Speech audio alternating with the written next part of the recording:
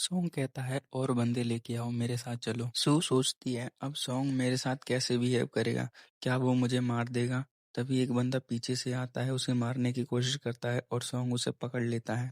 वेड भी वहां आता है और वे दोनों उसे घसीटते हुए ले जाते हैं। दरअसल नहीं, मेरी उससे इतनी भी गहरी दुश्मनी नहीं है, नहीं वो इतना भी कंजूस नहीं है। तभी एक और आदमी उसे मारने आता है और सॉन्ग उसे पकड़ लेता है। तभी एक आदमी उस पे एम किए बैठा रहता है और सू पर गोली चलने वाली होती है। सॉन्ग गोली खा लेता है और छुप जाता है। सॉन्ग को गोली लगी होती है और वेड भी वहां आ जाता है। वो कहता मास्टर सॉन्ग। सॉन्ग कहता है सू के इसके बारे में पता नहीं चलने देना, वो डरपोक। सॉन्ग कहता है वो स्नाइपर। वेड कहता है उसे एपिंग ने पकड़ लिया होगा, तुम जाओ और तुम दो बंदों को सू को मारने नहीं देना, चुपके से रहना। तभी वेड वहां से चला जाता है। वेड एपिंग से कहता है तुम इसे हॉस्पिटल ले जाओ। वे सॉन्ग कहता है कि तुम मुझे पास वाले हॉस्पिटल नहीं लेके जाना और ना वहाँ सॉन्ग सू आ जाएगी। एपिंग कहता है आपने क्या कहा मास्टर सॉन्ग। तभी मास्टर सॉन्ग बेहोश हो जाता है और एपिंग कहता है जल्दी से इन्हें हॉस्पिटल ले चलो डॉक्टर सू, फिर मैं आ जाऊंगी। तभी एक नर्स दौड़ी दौड़ी आती है। वो कहती है doctor Su, Song and Rain हमारे हॉस्पिटल में आए हैं। एक भयंकर वॉर हुई थी हमारे हॉस्पिटल के सामने और अब वो हमारे हॉस्पिटल में है। सॉन्ग मेंगी भयंकर लड़ाई, क्या ये हो सकता है सॉन्ग मुझे मारने आया हो। कौन है वो अनलकी जिसने सॉन्ग के साथ ऐसा करने के बारे में सोचा। बीजिंग में इतनी किसी की हिम्मत नहीं कि वो सॉन्ग के साथ ऐसा करने का सोचे, नहीं तो उसके साथ अच्छा नहीं होगा। ये बहुत भयानक है, मैंने बहुत सारा खून देखा। मैं सॉन्ग को खतरे में नहीं डाल सकती, मैं कल उससे तलाक ले लूंगी। डॉक्टर कौन है। तभी वहाँ एपिंग आ जाता है। वो सॉन्ग को लेके आता है और वो सू कहती है मैं डॉक्टर हूँ। वो कहता है जल्दी से मास्टर सॉन्ग की मदद करो, अगर मास्टर सॉन्ग को कुछ हुआ तो मैं तुम्हारी जान ले लूंगा। तभी वो मुड़कर देखती है। वो कहती है सॉन्ग जिन, सॉन्ग मिंगवे। तभी एपिंग उस पे गन तान देता है और कहता है तुम वहाँ खड़ी क्यों हो। वो कहता है मैं डॉक्टर से कैसे बात कर सकता हूँ, मुझे डर है। मास्टर सॉन्ग कहते हैं एपिंग। एपिंग कहता है आपने क्या कहा। एपिंग कहता है उन्होंने आपको बाहर जाने के लिए कहा है और कहा है कि नए को बुलाया जाए। सू कहती है एपिंग। तभी वो उसका हाथ देखती है और कहती है डिसइंफेक्शन गॉज को मंगाया जाए। नर्स कहती है ये सॉन्ग मिंगबे है। वो सॉन्ग को ठीक करने लगती है। तभी सॉन्ग को दर्द हो रहा होता है। एपिंग कहता है क्या तुम मरना चाहती हो। सॉन्ग कहता है एपिंग। एपिंग कहता है मास्टर सॉन्ग लो यू के सारे बंदे मर गए हैं। वो कहता है अब भाभी सेफ रहेंगी। सॉन्ग कहता है वेड को इस इडियट को नहीं भेजना चाहिए था। सू कहती है क्या ये मुझे भाभी बोल रहा है और लो ये ही इसकी फियांसे है, तो इसने मुझे बचाने के लिए ये सब किया।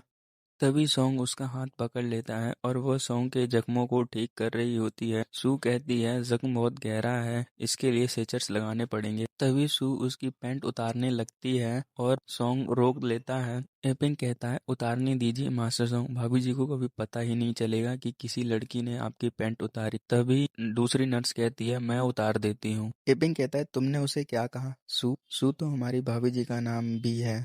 सॉन्ग कहता है इडियट। तभी वहाँ वेड आ जाता है। वो कहता है भाभी जी। तभी एपिंग माफने मांगने लगता है। एपिंग कहता है मुझे नहीं पता था कि ये आप हो। वेड कहता है तुमने वैसे किया क्या है। सॉन्ग उठने की कोशिश करता है। तभी वेड कहता है मास्टर सॉन्ग की हालत बहुत सीरियस है, भाभी जी आपको उनके साथ रहना चाहिए। सू कहती है साइड हटो। मास्टर सॉन्ग कहते हैं एपिंग उनका पीछा करो। वेड कहता है मैंने लोयो को चेतावनी दे दी है और लोयो के सारे बंदे पकड़े गए हैं, आपको डरने की जरूरत नहीं। सॉन्ग कहता है लो ये तुम मुझे लगातार परेशान कर रही हो, अब जब आपकी शादी हो गई है तो लो ये तो वैसे भी घाटे में है। मास्टर सॉन्ग कहते हैं अगर मैं ठीक हो गया तो हम ये उधार जरूर चुकाएंगे वापस। जाओ जाकर डीन सेंग से कहो अगर वो अपनी पोती को नहीं समझा सकता तो मुझे सख्त कदम लेने पड़ेंगे। तभी एपिंग भी सू के साथ घर आ जाता है।